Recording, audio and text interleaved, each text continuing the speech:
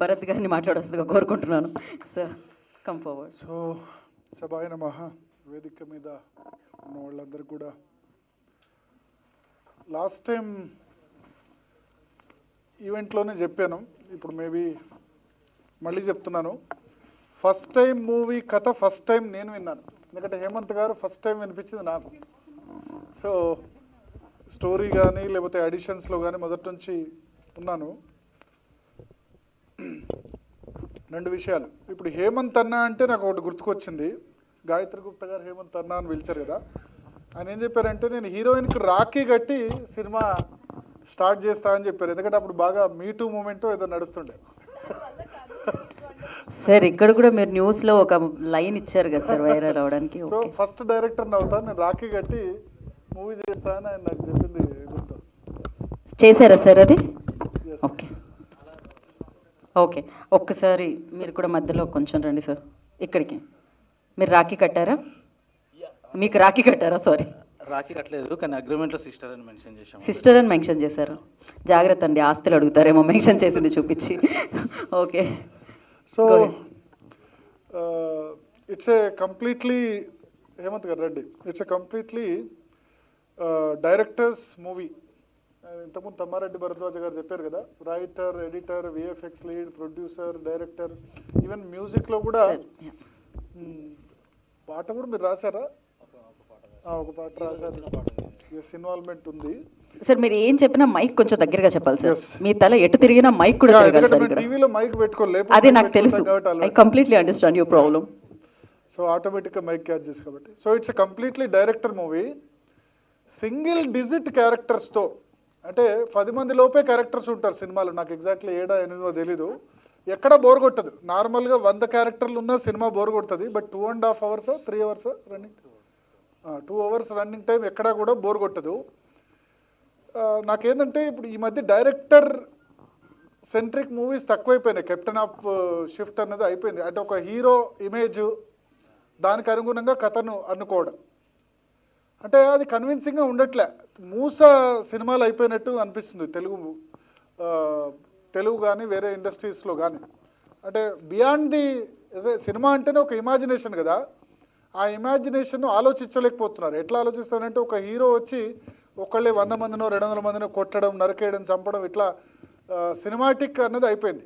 దాన్ని కూడా కన్విన్సింగ్గా తీయవచ్చు. ఇప్పుడు హేమంత్ గారి ఎవరైతే ఇన్స్పిరేషన్ రాజమౌళి ఉన్నారు, RRRలో రామ్ చరణ్ ఒక్కడే 100 మందిని కొట్టినా మనకు అనిపించదు, అది కన్విన్సింగ్గా ఉంటుంది.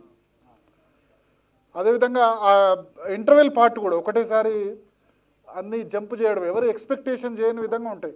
సో అట్లా మిగతా డైరెక్టర్స్ ఎందుకు ఆలోచించట్లేదు, కేవలం మూస ధోరణిలో. నేనైతే థియేటర్స్ వెళ్ళడం బంద్ చేశా. లాస్ట్ మూవీ బహుశా పవన్ కళ్యాణ్ సర్దార్ గబ్బర్ సింగ్ అనుకుంటా. మిగతా ఓటీటీలో ఏమైనా చూస్తున్నా, లేకపోతే లేదు. సో మీ సినిమా August 15th ముందే చూశాను, దాని తర్వాత చూశాను ఇది. సో డైరెక్టర్ సెంట్రిక్ మూవీస్ రావట్లేదు, ఇది కంప్లీట్లీ డైరెక్టర్ సెంట్రిక్ మూవీ. మొత్తం ఏంటంటే హీరో ఎలివేట్ అవుతాడు, ఒక హీరోకి అనుగుణంగా, ఆల్రెడీ ఎలివేట్ అయిన హీరోకి అనుగుణంగా రాసుకుంటున్నారు తప్ప కథ బేస్డ్గా రావట్లేదు చూస్తే కనుక. అంటే నేను ఒక 10-12 years బ్యాక్ వచ్చింది కానీ. సో ఇది ప్యూర్గా ఒక కొత్త ప్రపంచం ఉంటే ఎట్లా ఉంటుంది, కరోనా తర్వాత పరిస్థితులు ఎట్లా ఉంటుందన్న దాని మూవీ. సింగిల్ డిజిట్ క్యారెక్టర్లో ఎక్కడ కూడా ఏమీ లేకుండా, బోర్ కొట్టకుండా తీసిన మూవీ. నేను మళ్ళీ లాస్ట్ టైం దానిలో కూడా చెప్పాను, విఎఫ్ఎక్స్కు 100 కోట్లు అవసరం లేదు. విఎఫ్ఎక్స్ 100 కోట్లు పెట్టి తీసి ప్రొడ్యూసర్లను ముంచుతున్నారు డైరెక్టర్లు. ఎందుకంటే సక్సెస్ అయ్యేటివి విఎఫ్ఎక్స్తో 10 సినిమాలు తీస్తే ఒకటి కూడా సక్సెస్ కావట్లేదు, ఇబ్బంది అవుతుంది. మళ్ళీ అది నాసిరకం విఎఫ్ఎక్స్.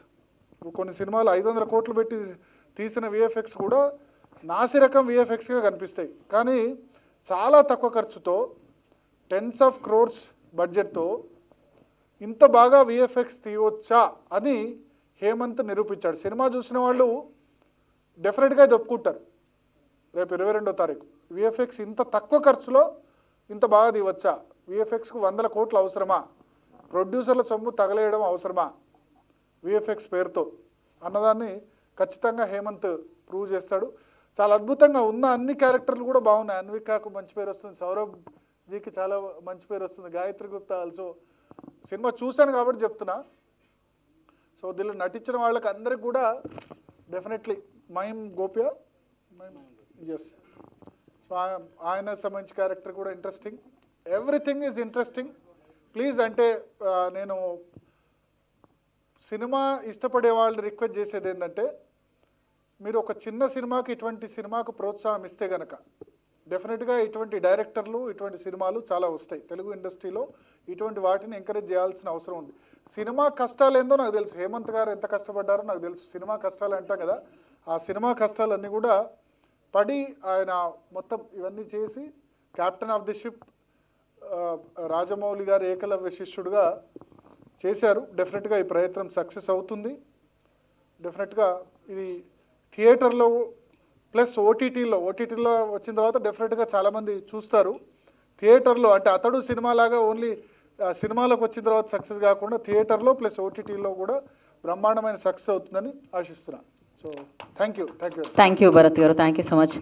మీరు ఈ స్పీచ్ ద్వారా జీ న్యూస్ CEO భరత్ గారు న్యూస్ అని వేరే ఛానల్లో వచ్చాయని చెప్పారు ఇన్ఫర్మేషన్. వెళ్ళాక చూసుకోండి ఎవరెవరు రాస్తారో నాకు తెలియదు.